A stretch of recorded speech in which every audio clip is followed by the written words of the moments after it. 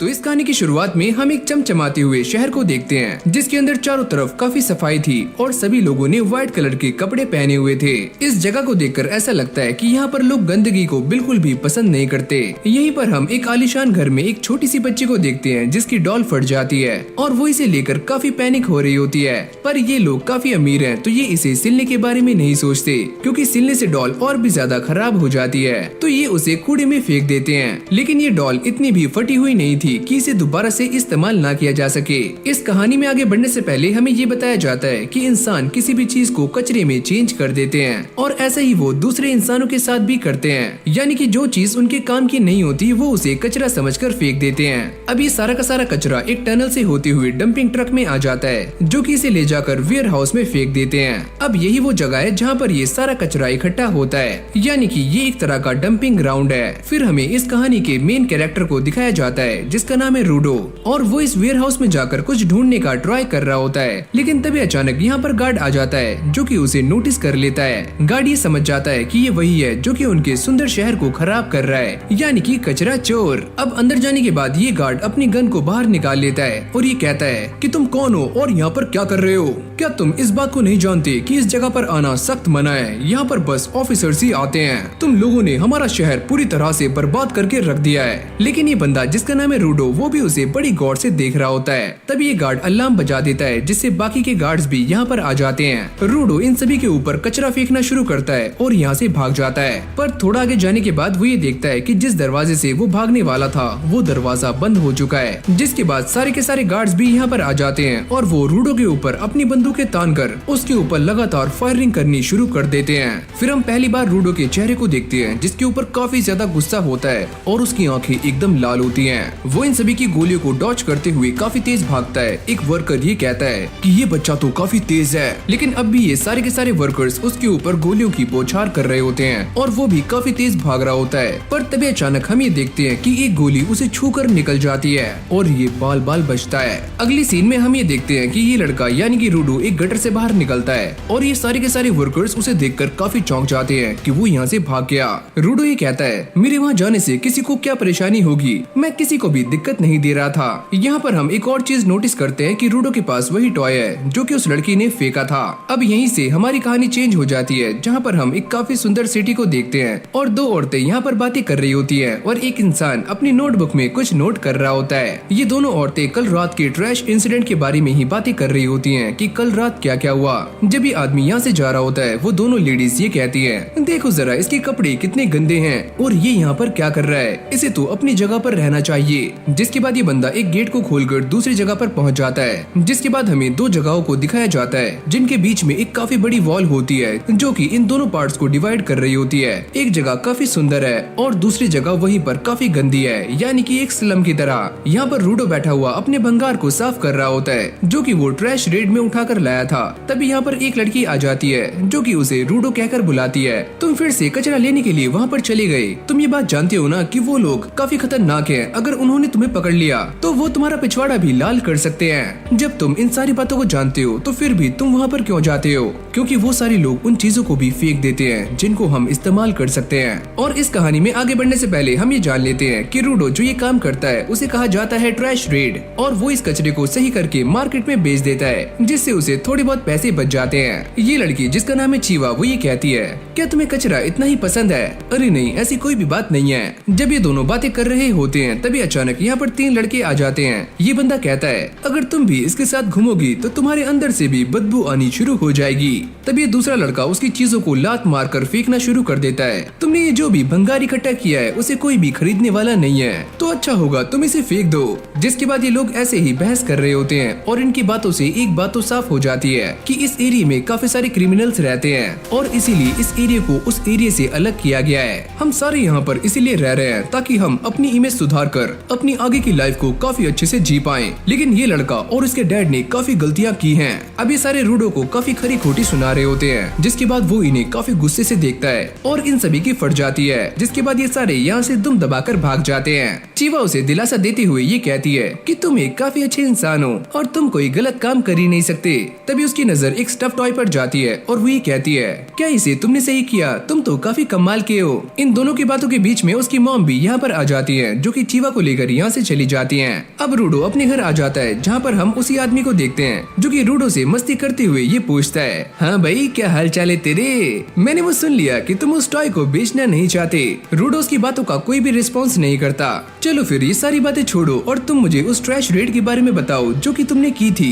रूडो से कहता है, तुम मेरी चिंता मत करो, मैं आज तक पकड़ा नहीं गया हूँ। मैं ये बात जानता हूँ कि हम दोनों में ब्लड रिलेशंस नहीं है, लेकिन फिर भी हम दोनों फैमिली हैं और जब तक तुम बड़े नहीं हो जाते तो सारा कुछ मुझे संभालने दो। वैसे इस बंदे का नाम है रेक्टो और ये वही इंसान है जिसने रूडो को बचपन से पालकर इतना बड़ा किया है, यानी कि यही उसका माँ बाप है। रूडो भी इस बंदे की काफी रिस्पेक्ट करता है। वो ये कहता है कि तुम्हें चीवा के साथ भी ऐसे ही बिहेव करना चाहिए। हम दोनों चीवा की बातें नहीं कर रहे हैं। पर तभी रेक्टो इस बात को नोटिस कर लेता है कि रूडो के हाथ में चोट लगी हुई है और वो उसे कपड़े उतारने के लिए कहता है और साथ में उसके ग्लव्स भी, जो कि रूडो हमेशा पहन कर रखता है। पर उसके हाथों को देखकर ऐसा लगता है कि उनकी कंडीशन काफी खराब है। रेक्टो ये बताता है कि ये सारा कुछ तुम्हारे डैड की वजह से है और यहाँ पर एंशिएंट टाइम से ऐसा ही होता आ रहा है कि जो भी गलत काम करता है उन्हें पिट में फेंक दिया जाता है। और पिट यानी वही कचरे का ढेर जहाँ पर पुरानी चीजें फेंकी जाती हैं और साथ में लोगों को सजा देने के लिए भी वहाँ पर डाला जाता है। जब मैं छोटा था तब से मैंने यही देखा है कि मेरे हाथ ऐसे ही हैं और सारे लोग मुझे देखकर अजीब सा फेस बनाते हैं जैसे मैं कोई एलियन हूँ। फिर हम दोबारा से उन्हीं ग्लव्स को देखते हैं जो कि रेक्टो ने ही रूडो को दिए होते हैं और इन ग्लव्स को पहनने के बाद उसका दर्द पहले के मुकाबले काफी कम हो जाता है। वैसे तुम चीवा के बारे में जो भी फील करते हो जल्दी से जाकर उसे बता दो,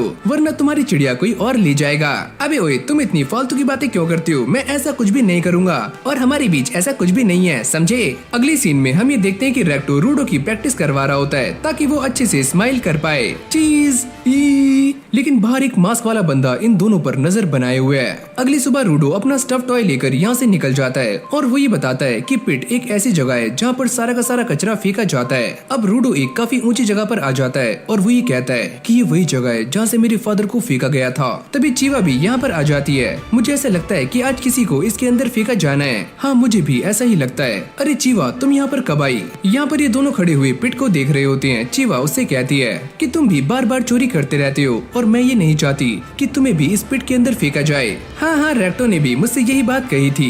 वो ये सारा कुछ इसीलिए करता है क्योंकि उसे भी तुम्हारी फिक्र है। क्या उसे भी? इससे तुम्हारा क्या मतलब है? जैसे ही वो इस टॉय को चीवा को देता है वो ये कहती है कि ये टॉय काफी क्यूट है और मैं इसे हमेशा अपने पास रखूंगी। ये सुनते ही रूडो की सिट्टी पिट्टी गुल हो जाती है और वो यहाँ से भाग जाता है। पर भागते हुए उसकी टक्कर एक ऑफिसर से हो जाती है, लेकिन ये उसे कुछ भी नहीं करता।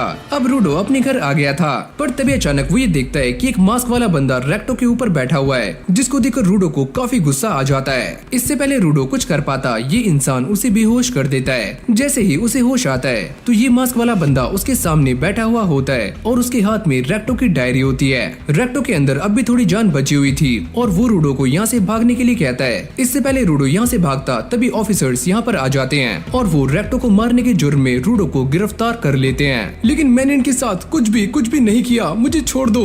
इस तरफ सारे के सारे लोग उसके घर के बाहर जमा हो जाते हैं और ये अफवाह फैल जाती है कि रूडो ने अपने अडॉप्टिव फादर को खत्म कर दिया है। और चीवा भी यहीं पर खड़ी हुई ये सोच रही होती है, क्या सच में रूडो ऐसा कर सकता है? तभी रूडो की नजर चीवा के ऊपर जाती है और वो ये कहता है कि रेक्टो को मैंने नहीं मारा, उसे किसी और ने मारा है। मैंने तुम्हारे ऊपर भरोसा किया लेकिन तुमने ये किया। ये बोलने के बाद वो उसके सॉफ्ट टॉय को नीचे फेंक देती है। यहाँ पर रूडो को भी इस पिट में फेंक दिया जाता है। मैं तुम सभी को नर्क में भेज कर रहूंगा। लेकिन जैसे ही उसकी आंखें खुलती हैं वो ये देखता है कि वो अब भी जिंदा है, पर उसे ये बात समझ नहीं आती कि वो कहाँ पर है। तभी अचानक रूडो ये नोटिस करता है कि उसके सामने एक काफी खतरनाक मॉन्स्टर है, जिससे बचकर वो भागने का ट्राई कर रहा होता है। पर वो ये देखता है कि यहाँ पर एक मॉन्स्टर नहीं बल्कि 3 मॉन्स्टर्स हैं। देखने में ये तीनों ही कचरे का ढेर लग रहे होते हैं। रूडो को समझ नहीं आता कि वो अब क्या करे। जैसे ही एक मॉन्स्टर उसके ऊपर अटैक करता है तो रूडो जंप करके इससे बच जाता है। अब ये सारे के सारे मॉन्स्टर्स लगातार उसके ऊपर अटैक्स कर रहे होते हैं। रूडो यहाँ से भागने का ट्राई करता है क्योंकि उसकी काफी फट रही होती है। वो सारे लोग मुझे यहाँ पर कैसे भेज सकते हैं? यहाँ तक कि इस जगह की हवा भी काफी जहरीली है। रूडो ये सोचता है मुझे कुछ भी करके यहाँ से बाहर निकलना होगा। अगर मैंने ज्यादा टाइम तक यहाँ पर सांस ली तो मेरी जान जा सकती है। रूडो के दिमाग में बस यही चल रहा होता है कि उसे यहाँ से बचने के लिए एक सेफ जगह ढूंढनी होगी, लेकिन ये सारे के सारे मॉन्स्टर्स उसकी तरफ काफी तेजी से बढ़ रहे होते हैं। वो ये सोचता है क्या मैं यहाँ पर मर जाऊंगा और मैं कुछ भी नहीं कर सकता। अगले पल हम ये देखते हैं कि रूडो के हाथों में एक अजीब सी एनर्जी फ्लो करनी शुरू हो जाती है। एक लोहे के पाइप को उठाने के बाद रूडो ये कहता है कि मैं उन सभी को जान से मार दूंगा जिन्होंने मुझे इस पिट में भेजा है, लेकिन उससे पहले मुझे इन मॉन्स्टर्स को ठिकाने लगाना है और साथ में उस इंसान को भी जान से मारना है जिसने रेक्टो को जान से मारा है। जैसे ये मॉन्स्टर उसके ऊपर अटैक करता है तो रूडो इस लोहे के पाइप से उसका मुंह पिचका देता है। मुझे उस इंसान को कुछ भी करके ढूंढना है, लेकिन उससे पहले मुझे यहाँ पर सरवाइव करना होगा। यही पास में हम एक और बंदे को भी देखते हैं जो कि अपने बाइनोकुलर्स निकाल कर ये कहता है वहाँ ये सारा कुछ क्या हो रहा है। रूडो भी इस मॉन्स्टर के ऊपर दोबारा से अटैक करता है, लेकिन इस बार वो रूडो को काफी दूर फेंक देता है। इस जगह पर काफी गंदगी है, लेकिन उससे भी गंदे तुम हो। ये बोलने के बाद रूडो उसके ऊपर दोबारा से अटैक करता है, लेकिन वो मॉन्स्टर रूडो को काफी दूर फेंक कर मारता है। रूडो एक लोहे के पाइप को इसकी तरफ फेंक कर मारता है, पर तभी अचानक वो ये देखता है कि उसे सांस लेने में दोबारा से दिक्कतें हो रही हैं। अब ये दोनों मॉन्स्टर्स एक साथ रूडो के ऊपर अटैक कर देते हैं, लेकिन अगली पल हमें वही एनर्जी दिखाई जाती है जो कि हमने पहले भी देखी थी,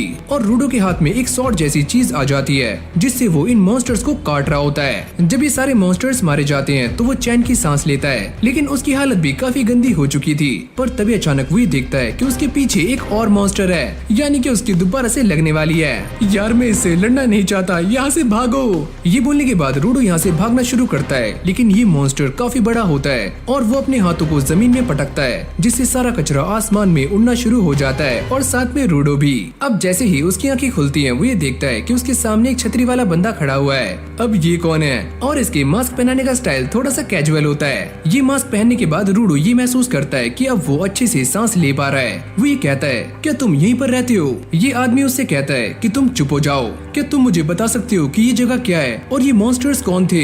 मैंने तुमसे कहा ना कि चुप रहो। रूडो उससे बात करने की कोशिश करता है और वो ये पूछता है क्या हम जमीन के अंदर हैं? हम जमीन के अंदर नहीं हैं। क्या मुझे सुनाई नहीं दिया? अबे ओए, हम जमीन के अंदर नहीं हैं। रूडो उसे काफी गौर से देख रहा होता है। वो ये कहता है कि मैंने तुमसे पहले ही कहा था चुप हो जाओ। अब देखो इन सारे के सारे मॉन्स्टर्स ने हमें ट्रैक कर लिया है और ये सारे ट्रैश बीस्ट हैं जिन्हें आम वेपन से हराया नहीं जा सकता। और इसकी बातों से एक चीज और क्लियर होती है कि ये सारे के सारे ट्रैश बीस्ट आवाज के ऊपर रिएक्ट करते हैं। अब ये बंदा रूडो के ऊपर काफी चिल्लाना शुरू कर देता है और ये ट्रैश बीस्ट भी उनके काफी करीब आ चुका है, लेकिन अगली पल हम ये देखते हैं कि इस बंदे का अम्ब्रेला एक वेपन के अंदर कन्वर्ट हो जाता है। जब ये मॉन्स्टर उसके ऊपर अटैक करता है तो ये अम्ब्रेला काफी तेज घूमनी शुरू हो जाती है और ये मॉन्स्टर छोटे छोटे पार्ट्स में टूट जाता है और मारा जाता है। रूडो इस अम्ब्रेला को काफी गौर से देख रहा होता है और उसे ये अम्ब्रेला काफी अजीब लगती है। साथ ही में वो ये देखता है कि ये मॉन्स्टर दोबारा से रीजनरेट नहीं कर रहा है। अगली पल ये आदमी देखता है कि उसके सामने ट्रैश बीस्ट की पूरी आर्मी आ चुकी है। चलो थोड़ी सफाई करते हैं। ये बोलने के बाद वो एक एक करके अपने अम्ब्रेला की हेल्प से सारे के सारे मॉन्स्टर्स को मारना शुरू कर देता है, पहले इसको, फिर इसको और लास्ट में इसको भी। रूडो ये सारा कुछ देखकर थोड़ा सा परेशान हो जाता है। वो ये सोचता है आखिरकार ये बंदा कौन है जिसके पास इतनी कमाल की पावर्स हैं? क्या इसके पास कोई टेक है जिससे ये इस पिट में सरवाइव कर रहा है? काश मेरे पास भी ऐसी ही पावर्स होती। लेकिन भाई अब भी ये ट्रैश मॉन्स्टर्स एक के बाद एक आते जा रहे होते हैं और इस बंदे के ऊपर एक चीज को फेंक कर मारते हैं, पर ये उससे काफी आराम से बच जाता है, जिसके बाद वो अपनी ट्रू पावर्स को रिवील करता है और एक ही झटके में इस बड़े मॉन्स्टर का काम 25 कर देता है। साथ ही में इसका अम्ब्रेला भी नॉर्मल हो जाता है। अब ये बंदा अपना मास्क उतार कर रूडो से कहता है तुम तो सच में बच गए, वैसे मेरा नाम है एंजिन। यहाँ पर काफी बदबू है। और वो अपने मास्क को दोबारा से पहन लेता है, जिसके बाद हमें एक फ्लैशबैक दिखाया जाता है जहाँ पर रूडो की हालत काफी खराब होती है क्योंकि बच्चों ने उसे काफी मारा होता है, लेकिन ये उनसे बदला नहीं लेता। वो इन सारे पलों को याद कर रहा होता है जो कि उसने रेक्टो के साथ बिताए हैं और रेक्टो ने ही उससे कहा था अगर हम किसी चीज को अपने पास अच्छे से रखते हैं तो उसके अंदर जान आ जाती है, यानी कि सोल। तुम्हारा मतलब वो चीज जिंदा हो जाती है। रेक्टो बस ये समझा रहा होता है कि हर चीज की केयर करनी चाहिए। तुम्हारा मतलब इन ग्लव्स में भी जान है, अगर तुम इन्हें संभाल कर रखोगे तो इसके अंदर भी जान आ सकती है। फिर हमारी कहानी दोबारा से प्रेजेंट में आ जाती है जहाँ पर एंजिन ने रूडो को बांधा हुआ होता है और वो उसे खींचकर कहीं लेकर जा रहा होता है। ओह तो तुम्हारी आंखें खुल गई। अरे ओए मुझे छोड़ दो, मुझे वापस जाना है। तुम जिस जगह जगह पर जाना चाहते हो उस जगह को स्फीयर कहा जाता है और अब तुम्हारा वहाँ पर जाना पॉसिबल नहीं है। अबे ओए, मैं वहाँ पर जाकर रहूंगा, मुझे खोल तो। रूडो उससे सारी की सारी जानकारी निकलवाने की कोशिश कर रहा होता है और साथ में उसकी पावर्स के बारे में भी पता करता है। मैं जब तक चुप नहीं होऊंगा जब तक कि तुम मुझे सारा कुछ नहीं बता देते। अगर तुम सच में इन सारी बातों के बारे में जानना चाहते हो तो मुझे तुम्हें एक सबक सिखाना होगा। जिसके बाद वो रूडो को लेकर एक अजीब सी जगह पर आ जाता है जहाँ पर उसके सामने काफी सारे लोग होते हैं और सभी ने मास्क पहने होते हैं। अब एक आदमी रूडो के पास आकर उसे ये कहता है, क्या तुम स्फीयर से यहाँ पर आए हो? हाँ, मैं वहीं से आया हूँ। ये सारे लोग इस बात को देखकर काफी शॉक्ड हो जाते हैं कि स्फीयर के लोग भी उन्हीं की तरह भाषा बोलते हैं, यानी कि हिंदी। ये बंदा रूडो के फेस को टच करने की कोशिश करता है लेकिन रूडो पीछे हट जाता है। अबे ओए, मैं मीठा नहीं हूँ। अभी सारे के सारे बंदे रूडो को मोटी मोटी चेन्स लगाकर एक गाड़ी के अंदर डाल देते हैं। सुनो बच्चे, हम स्पेराइड से काफी नफरत करते हैं क्योंकि वो अपना सारा का सारा कचरा हमारे यहाँ पर डाल देते हैं। लेकिन अगले पल हम ये देखते हैं कि रूडो को काफी गुस्सा आना शुरू हो जाता है और हमें दोबारा से वही मैजिकल फ्लेम्स दिखाई जाती हैं। रूडो उनसे कहता है, तुम्हें क्या लगता है कि तुम मेरे साथ जैसा चाहे वैसा बर्ताव कर सकते हो? एंजिन भी दूर से ये सारा नजारा देख रहा होता है। रूडो के आसपास की सारी चीजें हवा में फ्लोट कर रही होती हैं। अब ये एनर्जी चारों तरफ फ्लो करने लग जाती है। जैसे ही रूडो एक चेन को पकड़ता है तो इस चेन के अंदर भी वो एनर्जी आ जाती है। साथ ही में उसकी आंखें भी पहले के मुकाबले काफी रेड हो जाती हैं। इससे पहले ये सारे बंदे रूडो पर अटैक करते, वो ही इनके ऊपर अटैक करके इन सभी की फाड़ देता है। ये सारे बंदे इस बात को समझ जाते हैं कि रूडो एक गिवर है और बिना ऑब्जेक्ट के उसकी पावर्स कुछ भी नहीं है।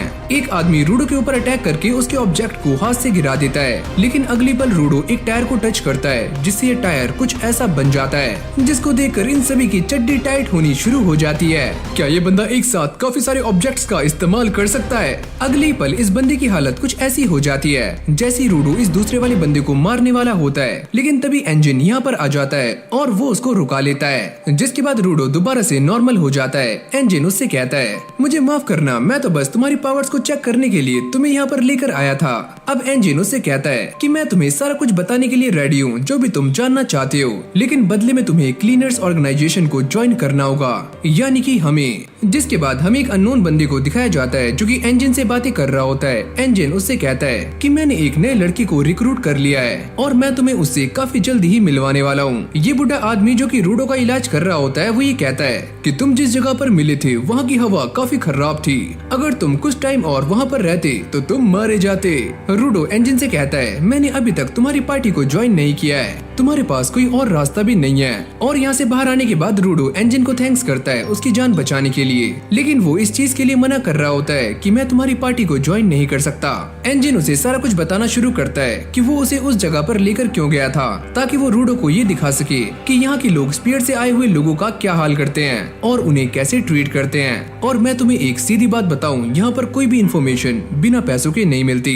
अब ये दोनों खाना खाने के लिए एक जगह पर आ गए थे। रूडो बर्गर को एंजॉय कर रहा होता है पर अब भी उसे ये बात समझ नहीं आती कि ऊपर से ये पिट देखने में जैसा लगता है ये असल में वैसा नहीं है। ये दोनों खाना खाते हुए बातें कर रहे होते हैं। एंजिन उससे पूछता है, वैसे तुम्हारा नाम क्या है? मेरा नाम है रूडो। काफी अच्छा नाम है। जिसके बाद एंजिन रूडो को काफी सारी बातें बताना शुरू करता है और वो ये कहता है कि इस जगह पर सिर्फ कचरा जमा नहीं होता, यही सेम हाल इमोशंस का भी है जिसे एनिमा कहा जाता है, जिसके नतीजे काफी सारे होते हैं जैसे कि ट्रैश मॉन्स्टर्स का बनना। अब एंजिन उसे बताता है कि ये जो ट्रैश बीस्ट होते हैं वो ह्यूमंस को देखते ही उनके ऊपर अटैक कर देते हैं और ये ज्यादातर कूड़े के पास ही पाए जाते हैं। इन सारे के सारे ट्रैश बीस्ट को आम हथियारों से हराया नहीं जा सकता क्योंकि उनके कोर एनिमा से बने होते हैं। वो रूडो को सारी बातें बड़ी गौर से समझा रहा होता है। वो ये कहता है, अगर किसी चीज को काफी लंबे टाइम तक अपने पास रखो तो उसके अंदर सोल आ जाती है, यानी कि एनिमा। यहाँ तक कि वो ये भी कहता है कि सारे लोग इन पावर्स का इस्तेमाल नहीं कर सकते, लेकिन तुम ये कर सकते हो क्योंकि तुम्हारे पास ये ग्लव्स हैं, यानी कि मैं उन लोगों में से हूँ जो कि ये कर सकता है। हाँ, तुम भी उनमें से एक हो और ऐसे लोगों को गिवर्स कहा जाता है। वैसे हम क्लीनर्स हैं जो कि इन सारे के सारे ट्रैश बीस्ट को खत्म करते हैं। रूडो कहता है, अगर मैं तुम्हें ज्वाइन कर लूं तो क्या तुम मुझे वापस जाने का रास्ता बता सकते हो? वो तो मुझे भी नहीं पता। अबे ओए, तो मैं तुम्हें ज्वाइन क्यों करूं? वैसे हमारे बॉस के पास इन सारी चीजों की काफी नॉलेज है। अरे यार, अब मैं इसके बॉस से मिलूं। बातें करते करते रूडो उसे ये बताता है कि ये ग्लव्स उसे उसके डैड ने दिए थे। ओह, इसलिए तुम इनकी इतनी केयर करते हो। तो चलो फिर मैं तुम्हें जो बता सकता था वो मैंने बता दिया है और अब मैं चलता हूँ। ये सारी बातें जानने के बाद रूडो एंजिन को थैंक्स करता है और एंजिन भी जाने से पहले उसे कुछ पैसे दे देता है। क्या तुम श्योर हो कि तुम मुझे ये पैसे देना चाहते हो? अरे हाँ हाँ मुन्ना रख लो, और वैसे भी ये सारे पैसे तुम्हारे कपड़ों को बेचकर मिले हैं। अबे ओए तेरी भैंस की टैट, ये तूने कब किया? तभी यहाँ पर एक बिल्ली आ जाती है जो कि रूडो के पैसे लेकर यहाँ से भाग जाती है। रूडो उसे पकड़ने की काफी कोशिशें करता है लेकिन वो उसके हाथ नहीं आती। वो ये नोटिस करता है कि साइड में एक स्टिक है जिसका इस्तेमाल करके वो इस बिल्ली को लपेट लेता है। तभी उसके पीछे से एक बंदा यहाँ पर आ जाता है और वो ये कहता है कि वो चीज मेरी है, मुझे वापस कर दो। अबे ओए ये पैसे मेरे हैं, मैं पैसों की बात नहीं कर रहा हूँ, वो स्टिक जो कि तुम्हारे पास है। इस स्टिक को छीनने के बाद ये बंदा रूडो को आगे धक्का देता है और रूडो भी इस बात को नोटिस करता है कि इसके कपड़ों पर भी वही निशान है जैसे कि एंजिन के कपड़ों पर था। अगले पल हम ये देखते हैं कि इस बंदे को काफी गुस्सा आ जाता है और इसकी छड़ी में एक एनर्जी फ्लो करने लग जाती है। तुम्हें क्या लगता है कि तुम ऐसे ही किसी की भी चीज का इस्तेमाल कर सकते हो? रूडो भी इसको देखकर ये सोचता है कि ये भी एक क्लीनर है। जिसके बाद ये बंदा रूडो के ऊपर अटैक कर देता है पर रूडो इससे बाल बाल बचता है। तो तुम ही हो वो न्यू टैलेंट यानी कि रूडो। पर तुम मेरा नाम कैसे जानते हो? एंजिन ने मुझे तुम्हारे बारे में सारा कुछ बता दिया है और मेरा नाम है जांका और आज से मैं ही तुम्हारी ट्रेनिंग करवाऊंगा। जांका उसको देखकर ये कहता है कि तुम काफी कमजोर हो और सारा कुछ बिल्कुल बेसिक से ही स्टार्ट करना होगा। जांका बार बार रूडो और उसके डैड की बेइज्जती कर रहा होता है जिसको सुनने के बाद रूडो को काफी गुस्सा आ जाता है। पर तभी उसे रेक्टो की बात याद आती है कि तुम्हें सारी चीजों को शांति से सुलझाना है। जिसके बाद रूडो नॉर्मल हो जाता है और वो ये सोचता है कि इस इंसान को ऐसा लग रहा है कि मैं इसकी स्टिक लेकर भागने वाला था, पर ऐसा कुछ भी नहीं है। अब रूडो उसे ये सारा कुछ समझाता है कि उसने ये जानबूझकर नहीं किया। जिसके बाद जांका भी नॉर्मल हो जाता है। मुझे माफ करना, तुमने ये स्टिक मुझे लौटा तो दी है, वैसे ये स्टिक मेरे लिए काफी इम्पोर्टेंट है, बस इसीलिए मुझे थोड़ा सा गुस्सा आ गया था। रूडो ये सोचता है मैंने लाइफ में पहली बार किसी सिचुएशन को इतने आराम से संभाला है, लगता है उस रेक्टो ने मुझे सही सलाह दी है। अब ये दोनों ऐसे ही गप्पे लड़ाने में लग जाते हैं। जांका उससे पूछता है वैसे तुम्हारा वाइटल इंस्ट्रूमेंट क्या है? मुझे ऐसा लगता है कि ये मेरे ग्लव्स। वो ये नोटिस करता है कि जांका उससे काफी पोलाइट तरीके से बात कर रहा है और वो ये सोचता है कि पहले वाले इंसान और इसमें काफी डिफरेंस है। जांका उससे बात करते हुए स्माइल कर रहा होता है और वो ये कहता है कि मेरा वाइटल इंस्ट्रूमेंट है ये छड़ी। तभी रूडो को रेक्टो की बात याद आती है कि एक स्माइल कितना डिफरेंस क्रिएट कर सकती है। जिसके बाद वो भी स्माइल करने का ट्राई करता है पर इसकी स्माइल काफी भयानक होती है। अबे ओए ये कैसी स्माइल है? क्या तुम मेरा मजाक बना रहे हो? पर ये तो मेरी लाइफ की सबसे बेस्ट स्माइल है। क्या ऐसे?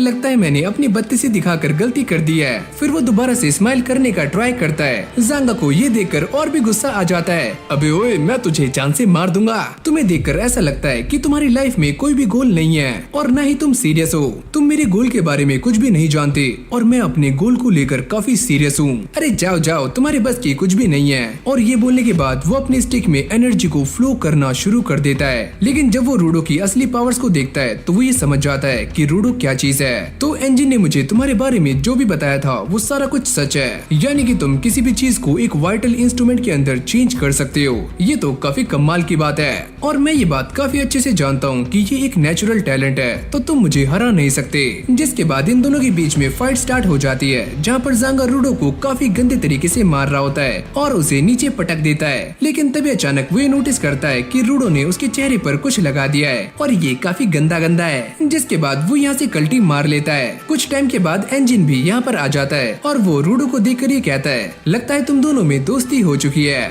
लेकिन भाई जांका को देखकर ऐसा नहीं लगता क्योंकि उसकी हालत काफी गंदी होती है और रूडो बस उसे देख रहा होता है। एंजिन इन दोनों को गाड़ी में बैठाकर यहाँ से ले जाता है और वो ये कहता है तो चलो तुम्हारी मुलाकात हो चुकी है और जांका आज से तुम्हारा न्यू ट्रेनर है। यहाँ तक कि वो जांका के बारे में ये भी कहता है कि वो एक स्किल्ड गिवर है जो कि वाइटल इंस्ट्रूमेंट को काफी अच्छे से हैंडल कर सकता है। जांका सोचता है कि ऐसा बस इसे ही लगता है। तभी अचानक गाड़ी की बैक सीट से एक लड़की बाहर निकलती है जिसका नाम है रियो। वो ये कहती है ओ अच्छा तो तुम हो रूडो, क्या तुम अपने बालों को कलर करते हो? और वो ये देखती है कि ये नेचुरल है। एंजिन भी इन सभी को लेकर जहाँ पर जा रहा है वो है क्लीनर्स का हेडक्वार्टर। एंजिन अपनी गाड़ी को काफी तेज चलाते हुए इन सभी को हेडक्वार्टर की तरफ लेकर जा रहा होता है। रास्ते में जाते हुए इन सभी को काफी सारी डिस्ट्रॉयड सिटीज भी देखने को मिलती हैं, जिनकी हालत काफी खराब थी। अभी एक टनल को क्रॉस करते हैं जो कि एक काफी बड़े पहाड़ के नीचे से होकर गुजरता है, जिसके बाद सारे के सारे लोग कार से बाहर आ जाते हैं। एंजिन रूडो का स्वागत करता है कि वेलकम है तुम्हारा क्लीनर्स के हेडक्वार्टर में। रूडो इस बात से काफी शॉक्ड होता है कि रियो अब भी उसके बालों से काफी खेल रही थी,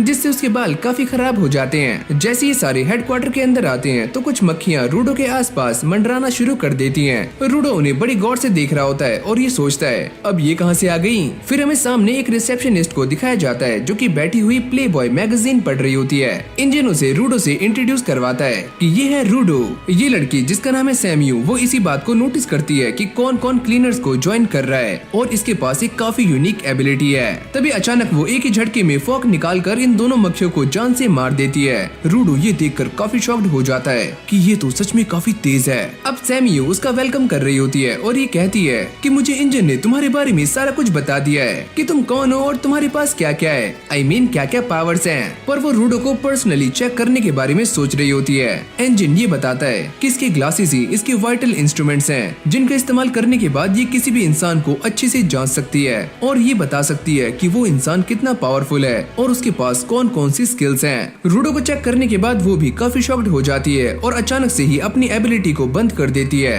इंजन उससे पूछता है तुम्हें क्या हुआ। वो ये कहती है कि ये बच्चा सच में काफी स्ट्रॉन्ग है और इसे प्रैक्टिस की जरूरत नहीं है, इसे बस ये सिखाना है कि ये अपने वाइटल इंस्ट्रूमेंट को कैसे इस्तेमाल कर सकता है और भी अच्छे तरीके से। ये सारी बातें होने के बाद इंजन उसे लेकर बॉस के पास जा रहा होता है और वो सैम्यू को थैंक्स भी करता है, लेकिन वो इस बात को जानता है कि सैम्यू उससे कुछ न कुछ छुपा रही है। जब ये दोनों बॉस के पास जा रहे होते हैं तो इंजन उसे बताता है कि हमारे यहाँ पर टोटल 100 क्लीनर्स हैं जो कि यहाँ पर अलग अलग कामों को संभालते हैं, लेकिन अभी काफी सारे मिशंस पर गए हुए हैं तो सारे यहाँ पर नहीं है। इंजन उसे कहता है कि चलो मैं तुम्हें किसी से मिलवाता हूँ, लेकिन जैसे वो डोर को ओपन करता है तो यहाँ पर काफी सारे क्लीनर्स होते हैं, जिनको देखकर वो दोबारा से दरवाजे को बंद कर देता है। फाइनली ये दोनों बॉस के रूम के सामने आ गए थे। इंजन उससे कहता है अबे ओए सुन छोटू, कोई भी कॉन्वर्सेशन ऐसे स्टार्ट मत करना कि मुझे दोबारा से स्पेयर में वापस जाना है, समझा।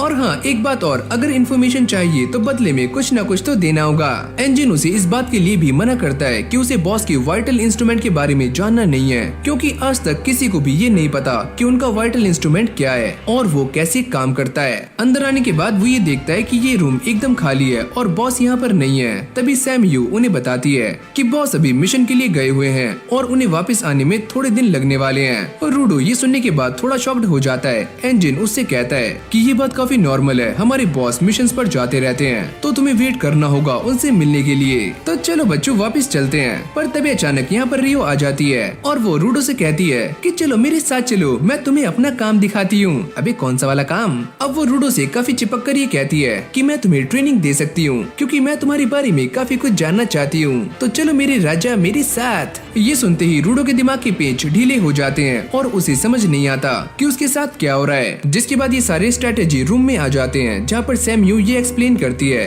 कि पास में एक टाउन है जिन्हें हमारी हेल्प की जरूरत है, क्योंकि वहाँ पर काफी सारे छोटे छोटे ट्रैश बीस्ट देखे गए हैं। रूडो भी इन पॉल्यूटेड जोन्स के बारे में जानने के लिए काफी क्यूरियस होता है। सैम्यू उसे ये बताती है कि हमारे यहाँ की एरिया को कुछ पार्ट्स में डिवाइड किया गया है। कुछ ऐसे सेफ जोन्स हैं जहाँ पर इंसान आराम से रह सकते हैं, यानी कि वहाँ पर पॉल्यूशन काफी कम है। पर कुछ ऐसे इलाके भी हैं जहाँ पर ट्रैश बीस्ट जिंदा रहते हैं, और जिस जगह पर रूडो को फेंका गया था वो इलाका बिल्कुल भी सेफ नहीं है, जहाँ पर कोई भी इंसान नहीं रहते, वहाँ सिर्फ ट्रैश बीस्ट पाए जाते हैं। अब वो रूडो को एक मास्क देते हुए ये कहती है कि तुम्हें इसे हमेशा पहनकर रखना है जब भी तुम एक पॉल्यूटेड एरिया में जा रहे हो, वरना वहाँ की जहरीली गैसों से तुम 15 मिनट के अंदर ही मारे जा सकते हो। अगले सीन में ये सारे बाहर आ जाते हैं। रूडो ने भी इन सभी को ज्वाइन कर लिया होता है। रियो उससे कहती है कि तुम मेरे साथ रहना ताकि तुम काफी कुछ सीख पाओ। अरे यार ये लड़की कहाँ से पल्ले पड़ गई। अब ये सारे के सारे लोग इन्वेस्टिगेशन पर लग जाते हैं। रूडो भी अपना काम काफी अच्छे से कर रहा होता है। वो ये देखता है कि उसके चारों तरफ बस कूड़ा ही कूड़ा है, जो कि उसके लिए सोने की तरह है, क्योंकि वो यहाँ से काफी चीजों को इकट्ठा कर सकता है और उन्हें रिपेयर करके बेच भी सकता है। रियो के पास आने के बाद वो ये पूछता है कि ये सारे लोग कौन हैं। रियो उसे बताती है कि ये सारे लोग सपोर्टर्स हैं, जिनके पास कॉम्बैट की पावर्स नहीं होती, लेकिन ये काफी काम आते हैं। रूडो जैसे ही उससे हाथ मिलाता है तो ये बंदा रूडो का हाथ पकड़कर उसे कुचल देता है। अभी ओए ये तू क्या कर रहा है। रियो ये बताती है कि इस बंदे के हाथ में काफी ज्यादा स्ट्रेंथ है, जिसका इस्तेमाल करके ये ट्रैश बीस्ट को काफी आराम से मसल सकता है। रूडो ये सोचता है कि ये लड़की तो काफी खतरनाक है, अभी ये मुझे मरवा देती। एक सपोर्टर ये कहता है कि ट्रैश बीस्ट हमारी तरफ आ रहे हैं। रूडो ये सुनकर काफी शॉक्ड हो जाता है और वो ये सोचता है क्या मुझे पास से इन्हें देखना चाहिए। अगले पल यहाँ पर काफी सारे ट्रैश बीस्ट आने शुरू हो जाते हैं। रूडो की ये सारा कुछ देखकर काफी फट रही होती है और वो रियो से ये पूछता है कि हम इन्हें कैसे हरा सकते हैं, ये तो काफी सारे हैं। अरे मुन्ना तुम एकदम चुप हो जाओ, ये सारे काफी स्लो ट्रैश बीस्ट हैं, तो इन्हें हम काफी आराम से हरा सकते हैं, ऐसे चुटकियां बजाकर। जिसके बाद ये ट्रैश बीस्ट फैंस के ऊपर अटैक करना शुरू कर देते हैं, पर ये फैंस काफी मजबूत होता है। सेकंड वेव के आते ही ये बात भी क्लियर हो जाती है कि ये सारे फैंसेस टूटने वाले हैं। रूडो की ये सारा कुछ देखकर काफी फट रही होती है। वो ये कहता है कि ये सारे कभी भी अंदर आ सकते हैं, तो अब हम क्या करें। अरे हाँ मैं ये जानती हूँ कि ये पहले वालों से थोड़े स्ट्रॉन्ग हैं, पर ये तुम्हारे लिए एकदम परफेक्ट है, तुम इससे ट्रेनिंग कर सकते हो।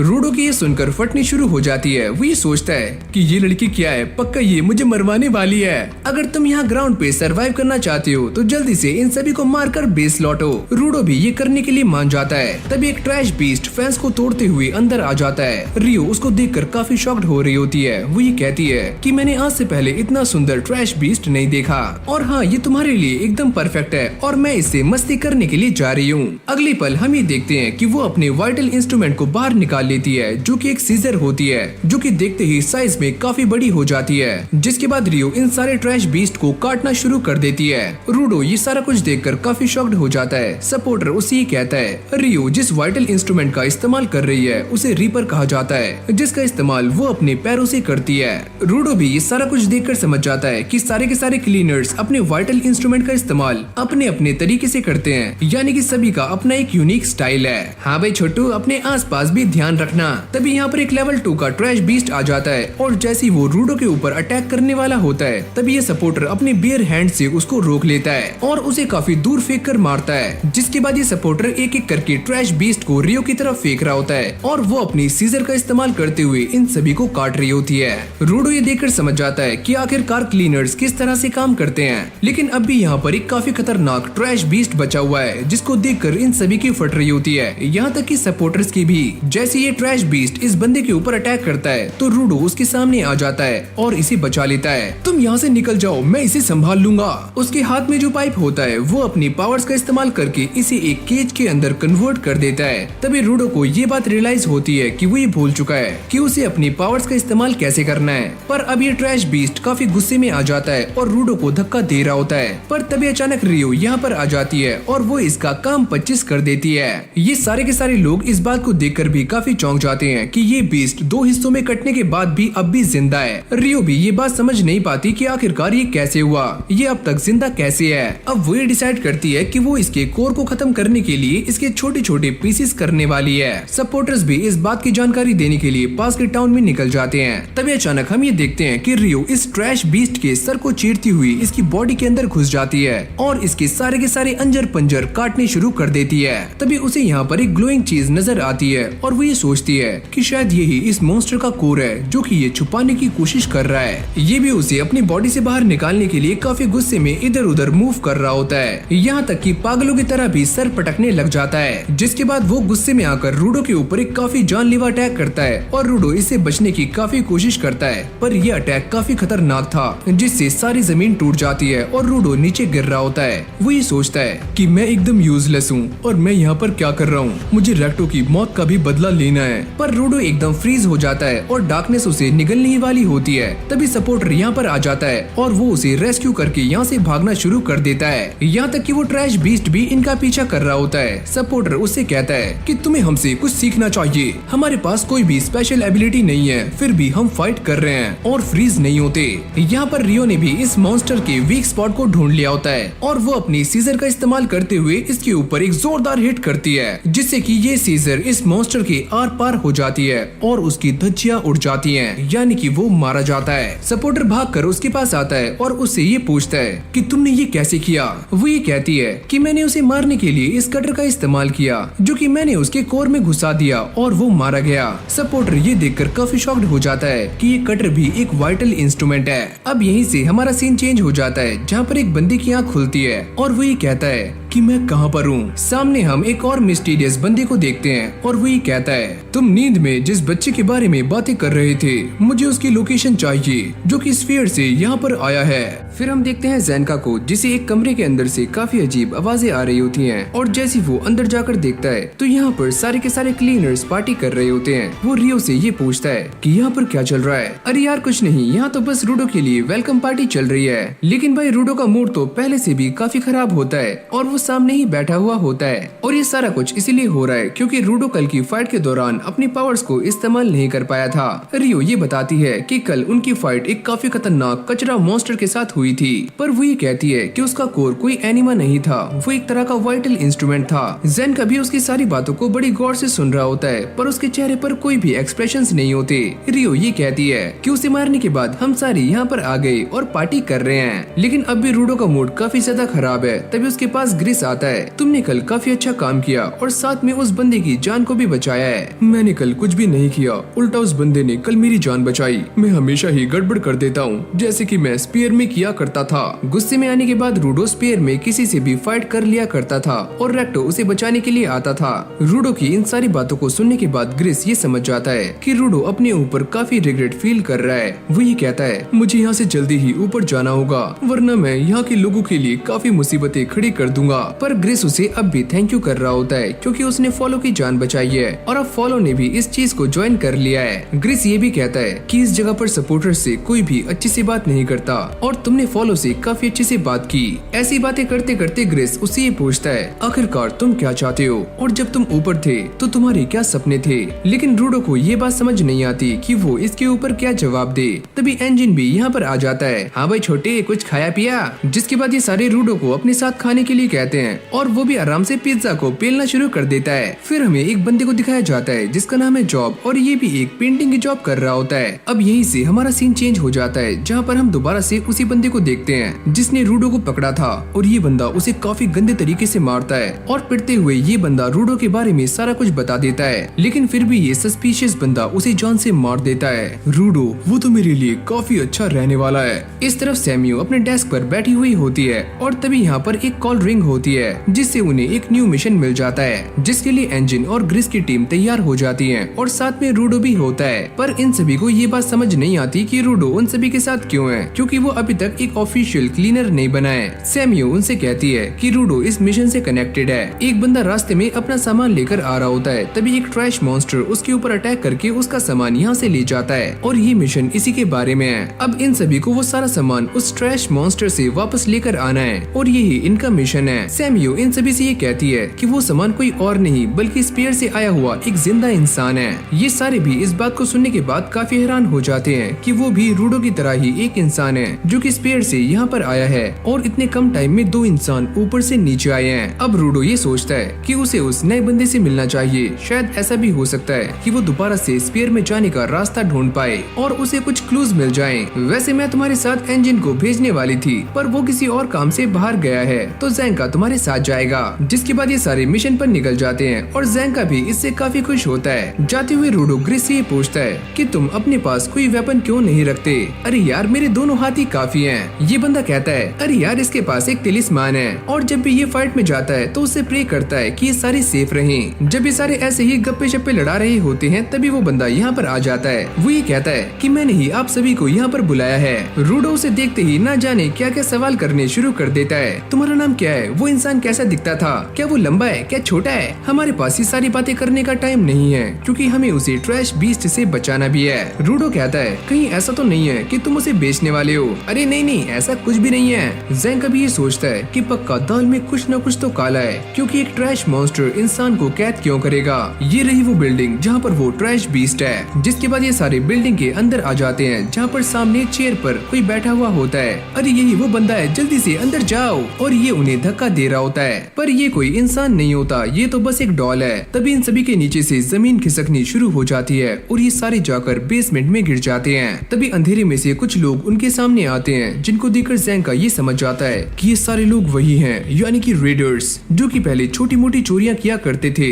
पर अब ये काफी गलत काम कर रहे हैं, जिसके बारे में कोई भी नहीं जानता। इन लोगों ने ये सारा जाल इसीलिए बिछाया होता है क्योंकि उन्हें रूडो चाहिए। ग्रिस सभी से कहता है कि वो सारे यहाँ से निकलने का रास्ता ढूंढे और हम इन सभी को संभाल लेंगे। लेकिन भाई यहाँ पर एक काफी बड़ी दिक्कत है, क्योंकि ये सारे के सारे रेडर्स गिवर्स होते हैं, यानी कि इन सभी के पास भी पावर्स हैं। ये बोलते ही वो सारे यहाँ से भाग जाते हैं, पर रूडो ग्रिस से कहता है कि मैं भी उनसे फाइट कर सकता हूँ, अभी तुम इनके बारे में नहीं जानते, ये सारे लोग काफी स्ट्रॉन्ग हैं। इस तरफ ज़ेंका भी उनसे भिड़ने के लिए एकदम तैयार होता है। तुम उस बच्चे के पीछे क्यों हो? क्या वो ज्यादा पैसों में बिकने वाला है? अरे ना ना, हम उसे बेचना नहीं चाहते, हम तो बस उससे वो सारी इन्फॉर्मेशन निकलवाना चाहते हैं जो कि वो स्पीयर के बारे में जानता है। और वैसे भी ये बच्चा काफी यूनिक है, क्योंकि ये बॉर्डर पार करने के बाद भी जिंदा बच गया।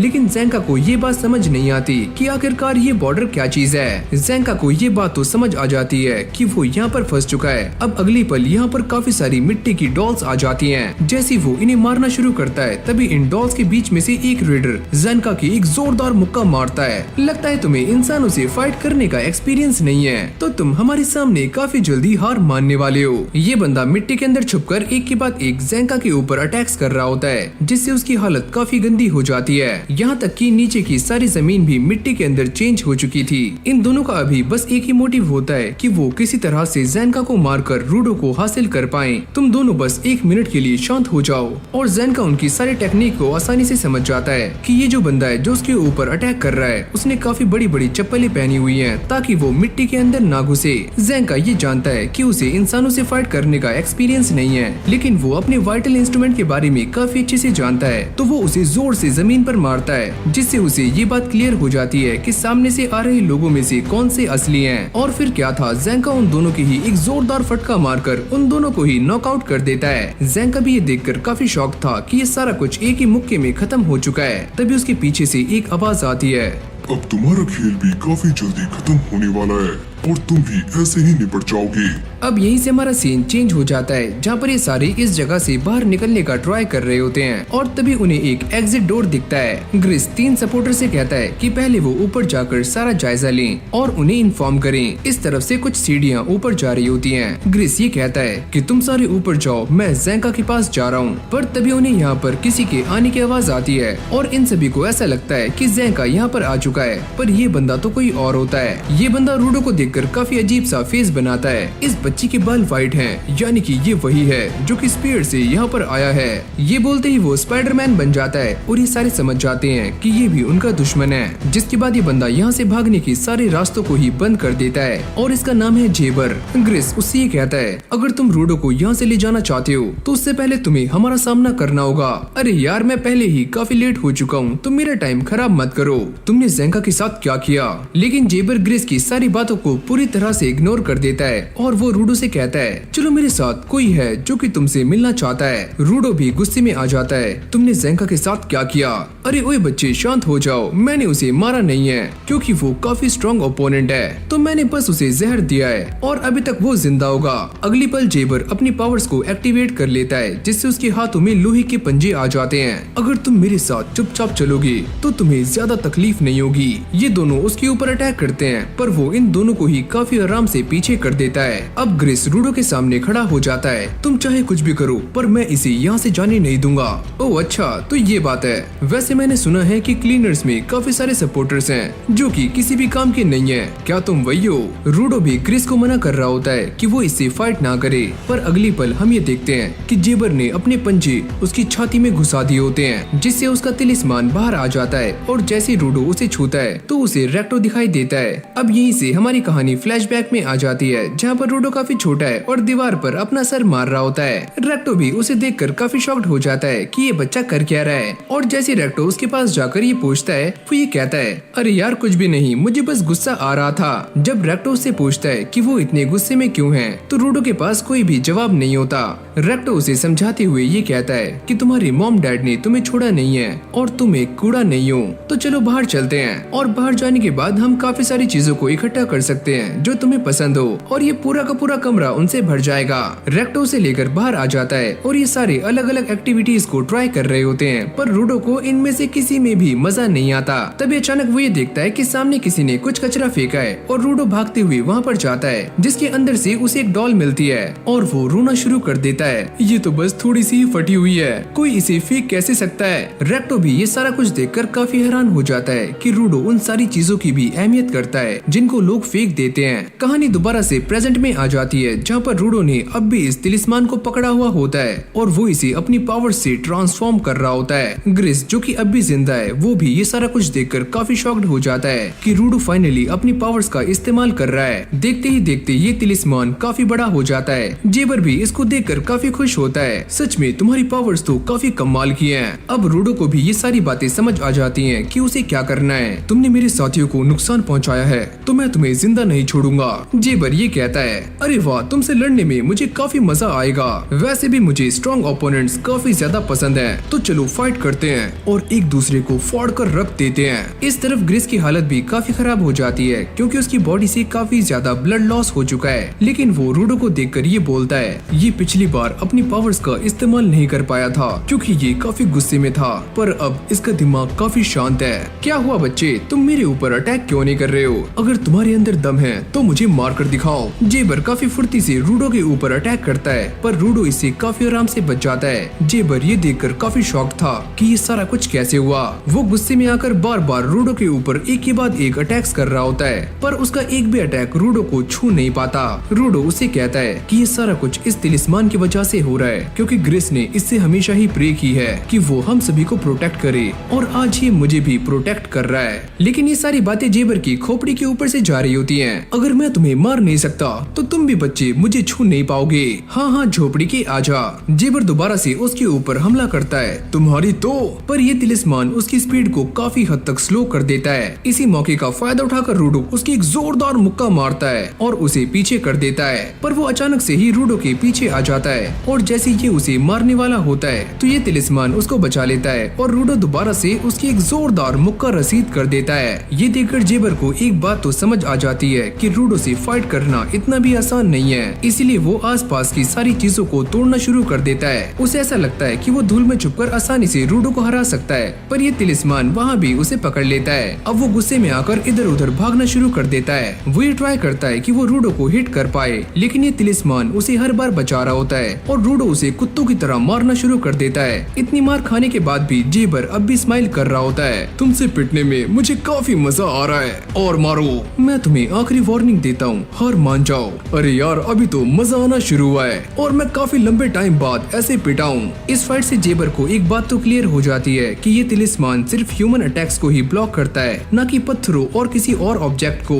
यानी कि वो रूडो को उन सारी चीजों से प्रोटेक्ट करता है जो कि उसे मारना चाहते हैं। जिसके बाद वो अपने क्लॉस को बाहर निकाल लेता है जो कि उसके वाइटल इंस्ट्रूमेंट्स हैं और वो ये कहता है कि मैं अब पागलों की तरह इधर उधर भागना शुरू करूंगा और तुम मुझसे बच नहीं पाओगे। रूडो को ये बात समझ नहीं आती कि जेबर क्या बकवास कर रहा है और तभी वो अपने क्लॉज में लगी हुई जहर की वजह से बेहोश हो जाता है। पर तभी अचानक उसकी आंखें खुलती हैं और वो अपनी पीछे की दीवार को पूरी तरह से तहस नहस कर देता है। रूडो की ये सारा कुछ देखकर फटनी शुरू हो जाती है क्योंकि ये इंसान पागल हो चुका है और ये कुछ भी कर सकता है। जिसके बाद जेबर पागलों की तरह चिल्लाता है और रूडो के ऊपर अटैक्स करना शुरू कर देता है। रूडो को भी ये बात समझ नहीं आती कि ये इंसान होश में नहीं है, इसके बावजूद भी ये काफी स्ट्रॉन्ग और फास्ट है। लेकिन रूडो को इन दोनों की भी चिंता हो रही होती है जो कि काफी ज्यादा इंजर्ड हैं। ये अब दोबारा से रूडो पर अटैक करता है और ये तिलिस्मान भी उसे रोक नहीं पाता। रूडो उसे उठाकर दूर फेंकता है, पर वो ये देखकर काफी शॉक था कि ये इंसान पागलों की तरह उसके ऊपर अटैक कर रहा है और इसने इस तिलिस्मान से बचने का तरीका भी काफी आसानी से ढूंढ लिया। इस बंदे के फाइटिंग स्टाइल से एक बात और क्लियर हो जाती है कि ये इंसान मासोचिस्ट है। फिर हमारी कहानी पास्ट में आ जाती है जहाँ पर कुछ छपरी बच्चे रूडो को काफी गंदे तरीके से मार रहे होते हैं और उससे ये कहते हैं, क्या हुआ, क्या तुम हमारे ऊपर पलट कर वार नहीं करोगे?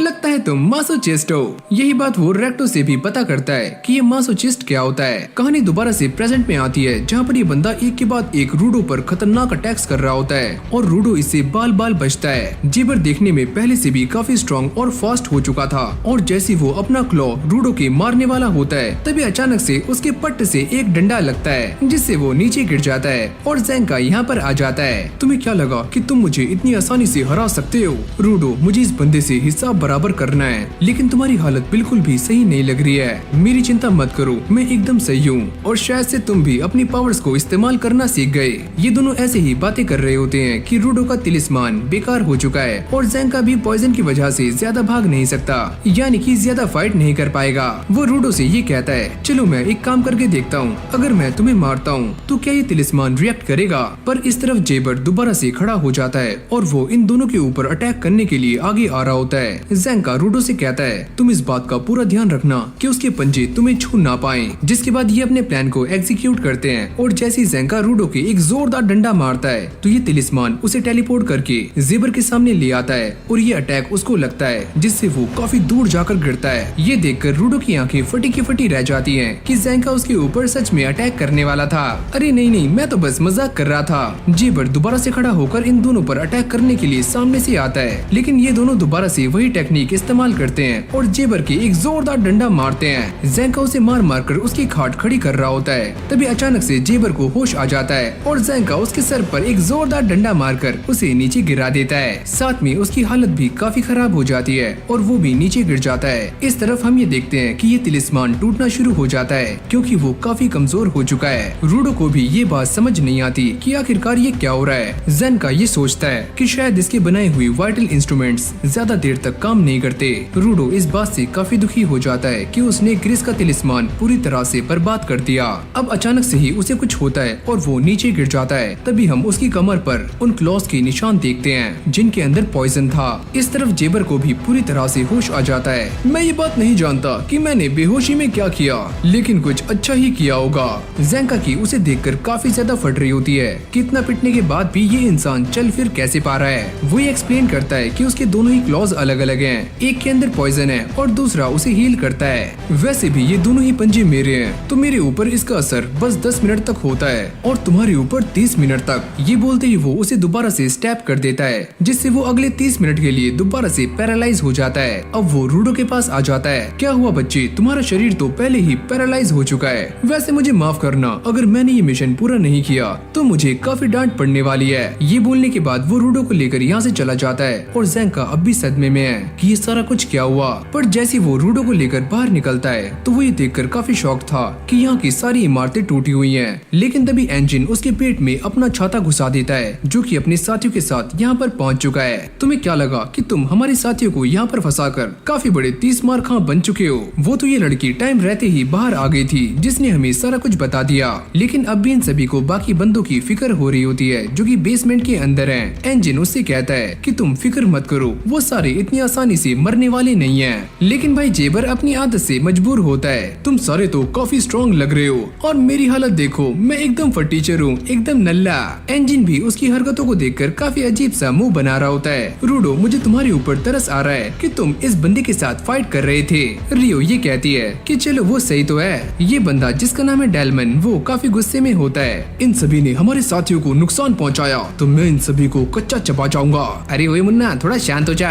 एंजिन उससे ये कहता है, तुम्हें क्या लगा कि तुम हमें यहाँ पर फंसा सकते हो? अब मैं तुम्हें लेकर जा रहा हूँ। ओह अच्छा, क्या तुम मुझे लेकर जेल में जाने वाले हो? इससे तो मेरा सारा प्लान चौपट हो जाएगा।